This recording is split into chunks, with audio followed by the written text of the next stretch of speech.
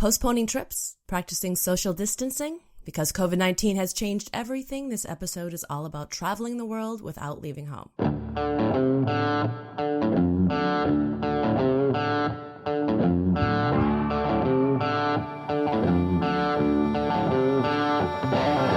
I'm Alicia Underling-Nelson, and this is episode 13 of Travel Tomorrow, the podcast about how travel trends influence our everyday lives, whether we travel or not. And because many of us around the world will be staying home for the foreseeable future, the emphasis in this episode will obviously be on exploring the world in ways other than physically traveling.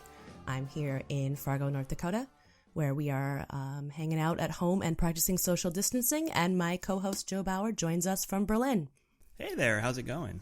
It's going all right. I am on day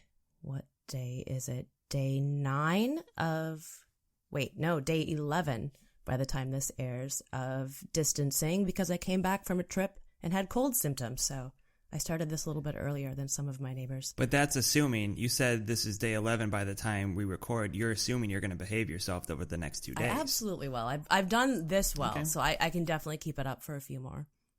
So you're taking it seriously. That's good. I'm glad to hear I am, yeah. I like statistics a lot. I typically only use them for... Who doesn't love statistics? I never knew I loved statistics. I had a very poor math education, so I never studied statistics, but I like them for fantasy football. They are not so fun when it comes to pandemics, so I read the numbers. I was in the Phoenix area last week, and my friend Sarah was messaging me from Madrid and saying, where are you at? Where are you at with the numbers? What are they saying for you? And I said, it seems fine. And that was Monday. We talked Tuesday. We were talking Wednesday, and she sent me some updated stats, and I said, this looks super bad. When do I go back? Friday, okay, we're good. And by Thursday, all large gatherings and sports were canceled. And I don't think you have to be a real expert to know that there's something different going on. So yeah, I trust scientists. I trust statistics. I got myself home, and I haven't gone out since. Yeah, it's like, the song, there's something happening here, but what it is isn't exactly clear. Except it is clear now, I guess, so the song is not really appropriate. But I like your earlier explanation made me think of a plot. It could be the plot to a bad, network television show where there's an outbreak, and we have to get the woman who's good at statistics, and then you find out at the end that she's good at statistics. Why? Because she was a whiz at fantasy football. I would totally watch that show. There needs to be shows about more women doing things that are stereotypically male and not have it be like a weird novelty thing. Lots of the best fantasy football players in our league are women, so I don't know. I don't doubt it. I hope that they're all paying attention to the statistics and can do their part to help end the pandemic. Yeah, I hope so too. Which is how the episode of this show in my head is going. Yeah, and how's the episode that takes place in Berlin going? How's the mood? I would say the mood on the street, but that is not applicable in this case. The street, it's strange because when you're inside all day, at first, I'm trying to get better about it, but you're just consuming news all the time, and you're like, wow, this is serious. We have to social distance ourselves, stay inside. And we go outside for these small things, like taking the dog out, going to the grocery store. Last weekend was worse, where it just seemed like a super normal Saturday, like sunny, people out at the markets, very busy, restaurants and everything full. And you have this sensation that if it's almost as if nobody else knew what was going on, because you don't know what people are thinking when you walk by them and they're having a coffee, that nobody else knew what was going on. So I kind of felt like I was a character in a movie who either was one plot line, either I was purposely removing myself from society because I was getting the schizophrenic or something, or I thought something was going on but it really wasn't, and everybody else just thought I was a weirdo, or I knew the aliens were coming because I have the equipment and nobody else knows that they're coming to kill us all. And so it just felt like this big gap between the information I knew and everybody else knew, but, of course everybody else knows it. And it's just weird because you're not talking about it with people who are passing by, and it's such an invisible threat that you can't be like, you're not all like, watch out, there's a bomb coming, because there's no bomb. It's just, tiny little molecules we can't see coming to hurt our lungs. And I think the things that we've learned we've all been taking those in at a different pace too. And so people are coming to realizations in different ways. And yeah, it does feel like there's so much going on under the surface now. And I think it's just fascinating how quickly things change and we gather new information and new statistics because this is an ongoing pandemic. So I think the important thing that people should know when they're listening to this, because you can listen to this, the first day that it airs, and the information will be as current as it can be in a general sense. But by 48 hours later, things could be quite different. So whatever you do, make sure that you're listening to your own local news, that you know what's going on locally. And I think it's important that we take care of ourselves too. I have a friend that's an artist and a scientist here in Fargo, and she has been sort of working on digging into the virus itself, because that's her area of expertise. Because for her, it helps her to have that kind of knowledge and to go through and to really break it down and to read those old research papers for this kind of disease. But for many of us that don't have that training and can't discern what's relevant information or not, that kind of a deep dive is not going to be helpful. So I'm hoping that something like this will help, where we can, I don't want to say distract ourselves, because this is not something that we have to be distracted from, but I think it'll give us something else to think about. Because yeah, when we're sitting inside and life is super different and things feel uncertain and we feel like we're living some weird action movie that we've vaguely seen before, in those action movies, things get worse before they get better. And, let's try to do what we can to keep those thoughts, like to accept them when they come, but to keep those thoughts at bay if we can. And I think there's lots of cool ways that people are coming together and connecting. And I've been really heartened by the stuff I've been learning this week. So we're kind of constantly updating with new and interesting information. So I hope it'll help, and I hope it'll make us feel a little more connected, even though these are weird times for everybody. Well, to use your action movie analogy, I hope Bruce Willis and or Gal Gadot or somebody stops to sing sooner rather than later. But what's crazy about it, and this is why I think it's so hard for people in the U.S. for sure, but I mean maybe in Western society in general, is that we're being called to act by doing nothing, by staying home and doing passive things. And we all want to do something, but now the most helpful thing we can do is nothing. And that's hard. That's psychologically difficult, I think. So, but I think that also hits on a lot of people can lean into that, because I think doing nothing is sometimes better for some people than doing something. Because there are people who doing something, they're like a schlemiel. They make things worse by doing something. Right. So maybe the schlemiels of the world are the heroes right now, is what I'm saying. They're just leaning in by staying away from everybody and not causing any problems. Cool. So we can do that. We can definitely give you ideas to help you stay away from people, but still do cool things and be connected. But before we do that, we're going to talk about something amusing, because we need it, and it's non-coronavirus related, because we need that too. So Joe has our first stop. Now boarding. In Raleigh, North Carolina, there's an artist by the name of Amber Scher, and she's turned 1-star reviews of U.S. national parks, and these reviews are from people who clearly don't understand how nature works, or hiking, or parks, into unexpectedly amusing art.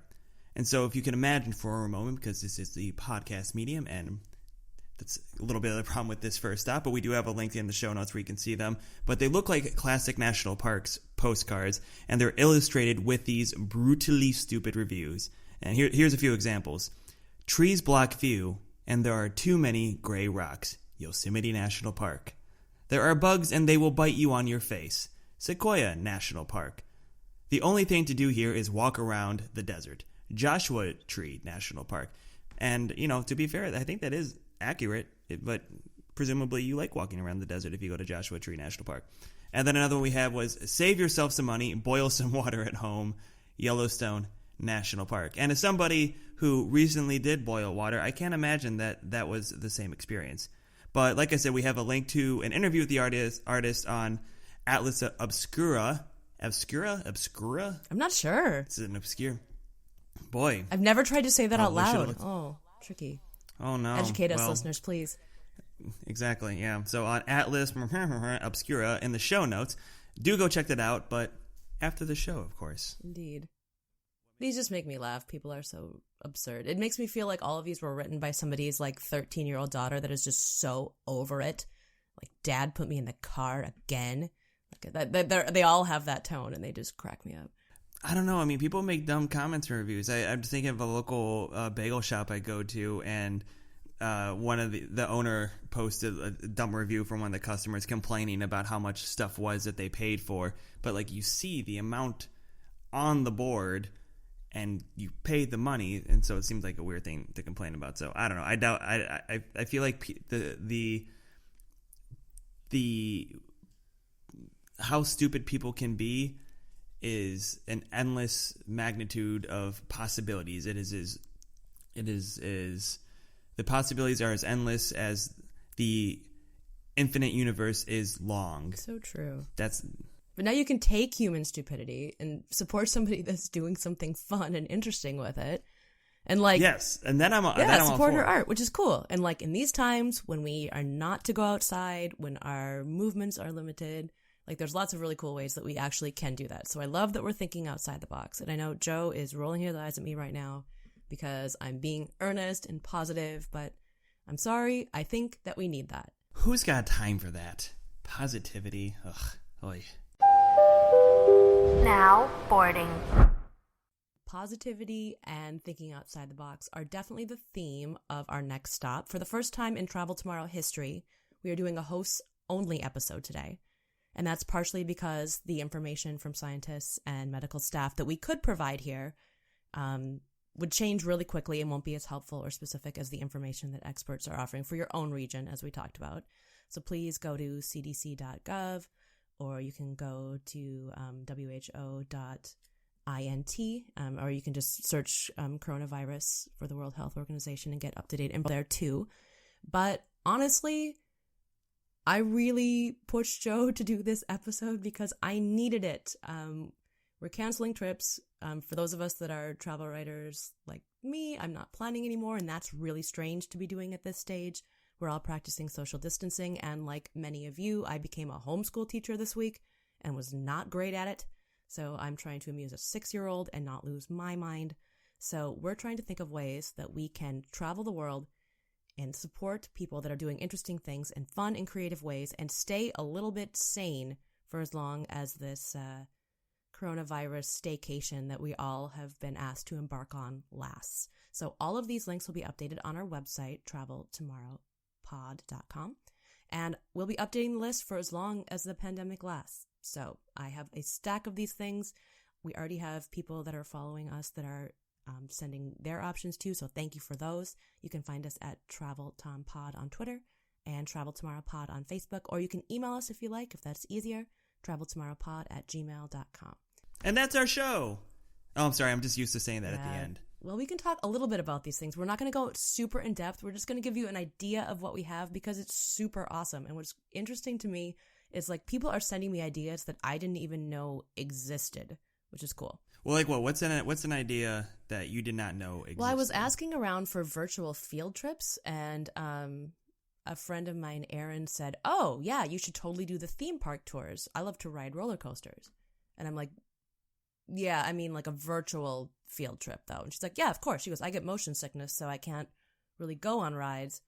But if I go to a theme park with friends or something, you can actually like ride all of these motorcycles. They do point of view. Like they take the camera on or a GoPro with and like ride the roller coasters and review them. So we have list of a couple interesting roller coaster people and then also some Disney rides on the site. Like I had no idea that was a thing. You can go to YouTube and search roller coaster rides and there's tons of people that are doing it. Like you could spend an afternoon just doing that. Or I bet there's more than tons of people doing it now. Well, there were lots of people doing it.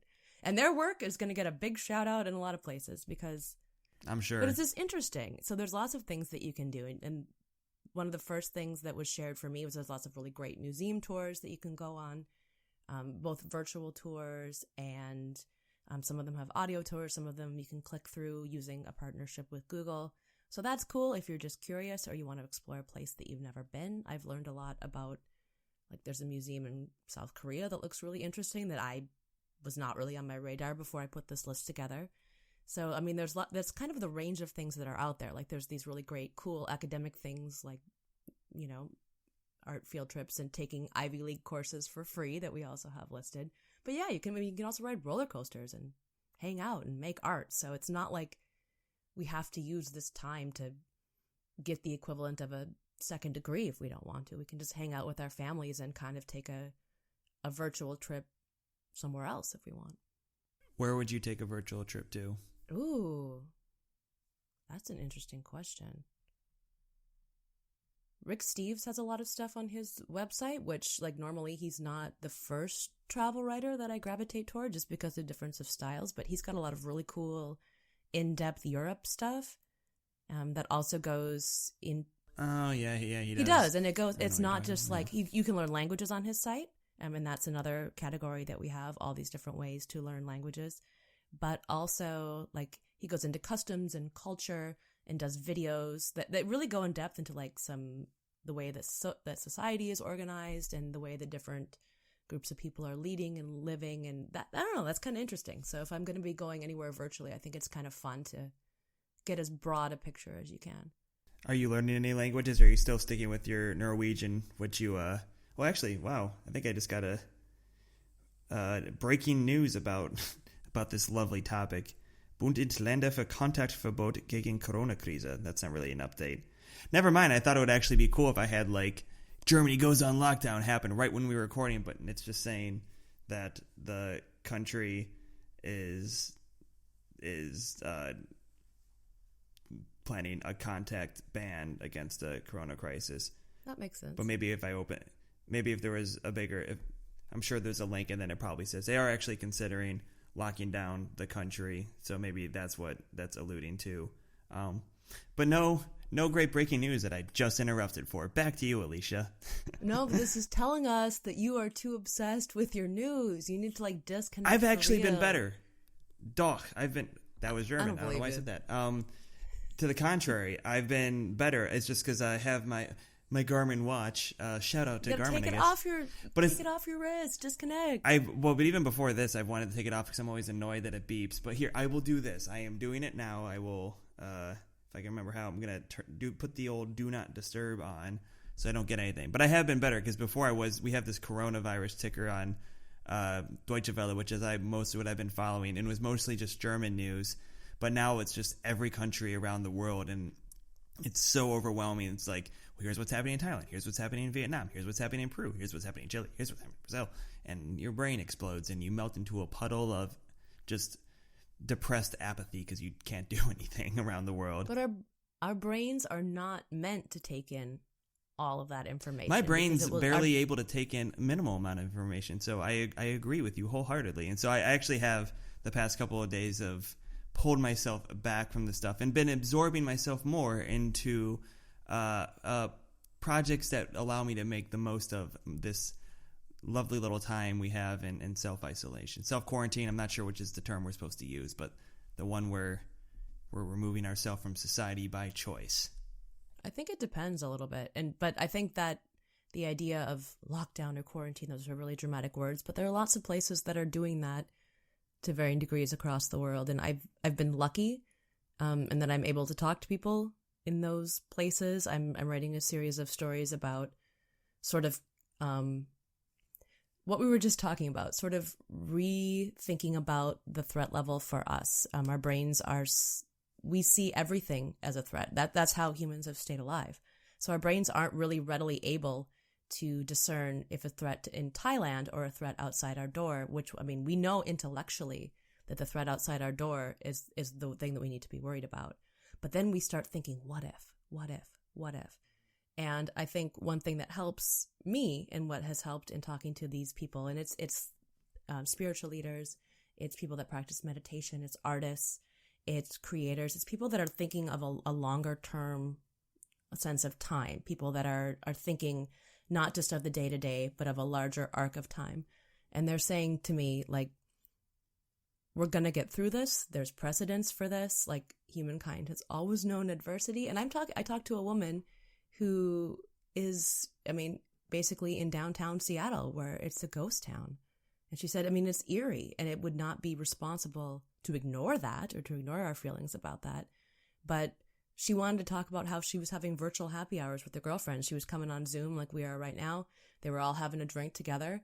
If they can't meet in person, they're going to meet as best they can. And they're looping in people from all over the world. So that's a way that they can talk about the fact that they're worried and talk about how they're freaking out, just like we are right now. I'm not worried. I'm not freaking out. What are you talking about? I don't know what you're talking about. But it's normal. It's normal to do that. And people that are listening are feeling the same way too. So, like, I think that's good. That, I mean, nobody I find wants screaming into a pillow helps. I've done that. Oh, yeah, my computer crashed this week and I had to get an entirely new hard drive, and I just, like, lost my mind slightly in general. I was like, okay, this is good to know. So I am okay with keeping myself away from people. I'm more of an introvert than I thought.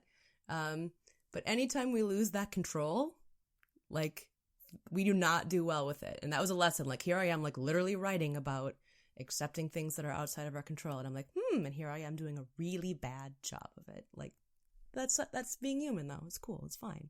We're all going to make it through. Everybody out there is dealing with the same flood of information, and we're all just trying to make sense of it. And honestly, like, it's really helped me.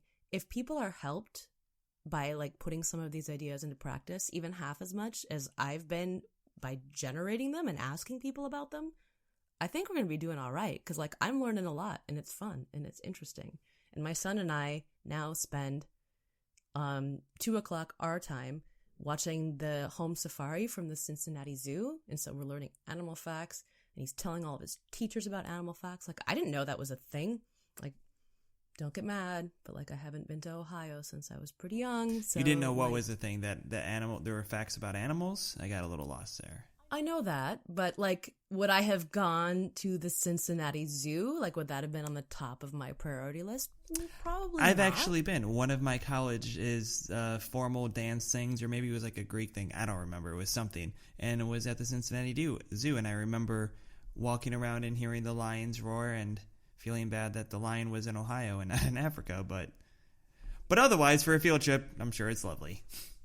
Honestly, we got to, like, see the lions and learn what they do and learn about their lives and what they eat and where they go. And it was kind of cool. Like, so I think there are opportunities to learn things. This is not an ideal situation, but there's tons of things that we can explore. So how in depth did they get into the lions' lives? Like, this is Fred. Fred likes to walk around the cage once or twice a day. If he's got some good weather, get some more exercise. Their names are John and Imani, I believe. John I just and distinctly Imani. remember John. Yeah, I like how John is like such a plain white piece of paper name. Great. And then Imani. I like Imani. This is turning into a shout out for the Cincinnati Zoo, but that's what's cool. That's like, fine. Like with the roller coaster thing, like, I didn't know. Like, none of these things would have been on my radar at all. And I think when we're traveling, that's what we want, right? Like, we want a way to get out of our comfort zone, to do things that we wouldn't normally do, and to, like, engage in the world in a new and interesting way.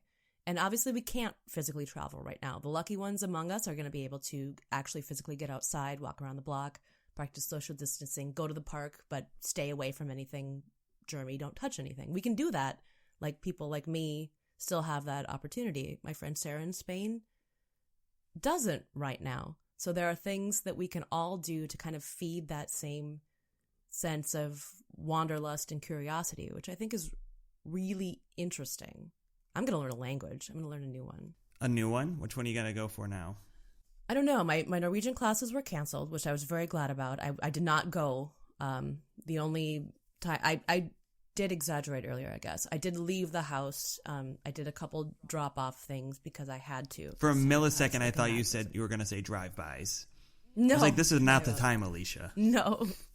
So, yeah. So I've technically left the house and I have walked around my neighborhood, but not come into contact with people and not been closer than, I would say, 10 feet, which is good. So I was very glad that my Norwegian class was canceled because lots of people in that class are elderly and I would really worry about them. So I'm doing a little bit of that on Duolingo, which we've talked about before, I think, on this podcast that we both like. But I've added a couple language offerings to our website, which is fun. So Mango is free right now online. You can learn from 70 different languages. It's free during the pandemic, and it's usually free in the App Store or Google Play with a library card too, which is helpful. So I'm going to be doing Spanish and Norwegian on Duolingo, maybe something on Mango. And then there's also a site that I just learned about that focuses totally on indigenous languages. Ooh. It's 7000.org, which is really cool. I started because I was looking, there's the University of Wisconsin, Eau Claire does Ojibwe, and there's also a link from one of our previous episodes from a college in Canada that teaches Ojibwe. And that's the closest indigenous language to where I grew up. So I'm interested in that one. That's from Wisconsin, Minnesota, and parts of Canada. That'd be cool. But you can also study 39 other different languages. So, like, if you wanted to learn languages from Africa or Nahuatl, the language of the Aztecs, which is super cool. Like, I want to do that. Like, that would be amazing. And people still speak that Nahuatl. Oh, of course. I think I'm saying that right. They still do speak it, but I think it's really important. Unfortunately, throughout history, the people that colonized lands were really discriminatory toward indigenous languages. And here in the U.S., it was illegal to speak indigenous languages for a long time. So as a result, they died out and we don't have a lot of native speakers. So I think anything we can do to support indigenous language is really good. Come to Travel Tomorrow where we'll take your mind off of the pandemic and talk about indigenous genocide. Well, humans are resilient. And if people can survive genocide, if people can survive these kind of assaults and live on to create incredible societies, even today, like, yes, I will learn their language. Come on, man. Reframe it. That's actually kind of, since the pandemic started, I've done more with Hebrew. I'll give a language shout out. Why the hell not? Memorize. They have a pretty good Hebrew program, and I can read in Hebrew now. I can do very, very You're pigeons. Kidding. Yeah, it's fine. It's like the alphabet's That's not great. that complicated. And what's great is it's the same, and of course I knew this before, but it's the same alphabet as Yiddish. So, to your point about being resilient and learning languages that were almost extinguished because of a genocide, I am learning one of the languages of my ancestors as well simultaneously with Hebrew, which is nice because Yiddish is so similar to German that basically I'm often finding I'll be reading the Hebrew letters and spelling them out like, a toddler. And then I'll slowly say like reden, and that means to speak in German. It's the same in Yiddish. So it's been a merry old time here in language land. That's great. Well, if you want to practice your Yiddish, like my segue, there are free books online. Project Gutenberg has more than 60,000 in tons of different languages, and Yiddish is included, so you could read in Yiddish if you wanted to. And there's also virtual library books, too, so I imagine that, there's a local library where you could check some things out. And Audible is free right now, too, for kids and young adults, which is kind of cool. So if you want to catch up on YA, that's kind of like probably the opposite of reading old Yiddish cultural texts on Project Gutenberg, I would imagine. So maybe you need like a mental break. Yeah, Get back I'm not into, ready like, Harry Potter to again. read. Yeah, well, I know the Harry Potter and Yiddish now, and I don't think I'm quite at that level yet. But please read it in Yiddish. Doing, that sounds great. I'm doing like songs and small stuff like that for starters. But I also wanted to bring up, speaking of books, I don't know if this is related to the outbreak of the pandemic, but I've been noticing. I don't know if you have a Kindle, Alicia, but when you open it, when you first open your Kindle, they'll have just an ad for a book. And the past week, ever since Germany really started taking the pandemic seriously, I've been seeing nothing but ads for a series of books about the billionaire cowboy or the cowboy billionaire. There's the suspicious billionaire cowboy, this must be, the origin story, I assume, the virgin cowboy billionaire's secret baby, and... That cannot be real. And her cowboy billionaire bull rider. And I'm assuming that this is like a long line of cowboy billionaire books, but I've been noticing, and I don't want to put out any conspiracy theories out there, but this is rising cowboy billionaire cowboy ads that I've been noticing on my Kindle book kind of coincides with the coronavirus timeline. I'm just saying. It sounds like they think that you're a middle-aged woman that wants to read some very strange romance titles. Don't we all have a middle-aged woman inside of us who wants to read strange romance titles? I mean, honestly. Totally. I think this is the time to embrace it with free books. People read the Cowboy Billionaire series if you want to. Oh, here's another good title I just found. Taming Her Cowboy Billionaire. Ooh. Well, what's great, a friend of mine brought up, if you want to cut your bangs or do weird makeup or let your beard grow, now's the time. No one will know. This can be a weird phase that you had, when you were 15 and you did that weird thing to your hair. But nobody needs to know about it. There doesn't have to be pictures. So if you want to read Cowboy Billionaire, why not? Now's the time to do it. You have an hour. Rather, it gave me the thought that I should just throw away all my book projects that I've been working on and just start my own raunchy book series. I don't know if it'd be... I like space more, so maybe it'd be the spaceman. There's a word for that. Astronaut billionaire. I'll do the astronaut billionaire series. Okay, like I know you're teasing a Rocket little bit, Man. but like there is money in that, and I know a guy. I that know writes there's money in it. This is romance. why I'm thinking. Tons of it. I know what the coronavirus is going to make us all lose our jobs, so I might as well start thinking about, all right, what's my raunchy book series going to be? And I'm thinking it's going to be something about astronaut billionaires, doing their thing. Like there's her cowboy billionaire blind date. Why not her astronaut billionaire blind date? I think that's got ripe for material. So please send Joe your weird, quirky, vaguely retro-inspired romance novel Please titles. do. Excellent. Oh, you can write them into the books too. This is great. This is happening. Your new career has been launched. Pun intended. See, I know what you did there. It's Launch. happening. Perfect. Anything else that you need to keep you amused during your time at home? Anything else you want to learn? We have art on the site, which is super cool. Support different artists. I've been following Meet the Maker on Instagram and like seeing all kinds of cool art flood my feed, which is way better and happier than news.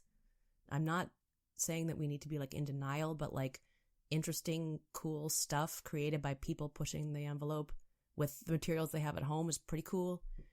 You can also like craft on YouTube. There's tons of really cool subscription boxes you can get sent to your house if you want to learn to like, do watercolors or paint or craft. You can get the materials sent to you if you don't already have them, which is really cool. There's all kinds of ways that you can learn to paint or draw or edit. Oh man, I should do that. There's like a bunch of editing and like advanced photography classes you can take online. We have links to all of this, so I'm not going to give you specifics. You can do all of that. And also, this is another thing that I got from another group of writers, and I credited them on our site as well. You can actually Skype with chefs in your kitchen, which is really cool. So chefs from all over the world will like do a little one-on-one cooking session. And I know you've been cooking a lot, so if you need new ideas, if you're kind of running through the stuff, I mean, obviously I go online, you go online, that's cool, but lots of people don't really know where to start, or lots of people like a physical cookbook. You can always do a Kindle cookbook. We have a link to that, and there's Nook cookbooks as well. And Barnes & Noble in many stores offers in-store pickup for those of us that are still able to do that. So that might be something too. Like if you're kind of old school and you like to hold the cookbook in your hand and get it all messed up and full of batter and that kind of thing, you can still do that. Like that kind of stuff is a pleasure. We need to let ourselves do that. We can't spend all of our time worrying about things that we can't change. Yeah, I'm not doing that at all. Not at all. So that's what we have for this week. It will keep evolving. There will be continuous new information. Please send us your ideas. We're going to be adding to this list every day for the next few weeks. And, we're all at different stages of this pandemic. It could go on a while, so we just want you to stay safe and stay healthy and stay curious. And if we can help you do that, we definitely want to do so. And because we know we have a lot of new listeners this week, hi, thank you.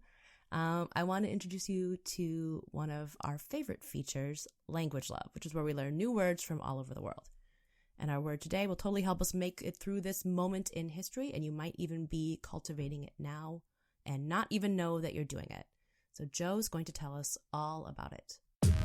Blah, blah, blah, blah, blah, blah, blah, blah, blah, blah, blah, blah, blah, blah, blah.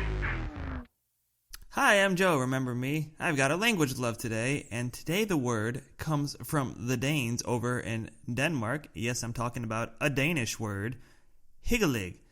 I don't know if I'm saying that right, but you're going to know what the root is, and so I'll swing back there in a second. But higgelig is a feeling of comfort, warmth, and coziness developed by cultivating contentment, calm, and quiet pleasures. And it comes from the super trendy root word, and this is what I was referring to earlier, hygge. We've all heard of hygge, hygge, hygge, however you pronounce it. So like an example is reading and playing board games by a crackling fire is very hyggelig. Yeah, it's all about coziness and warmth and comfort and like slowing down. Slowing down is key.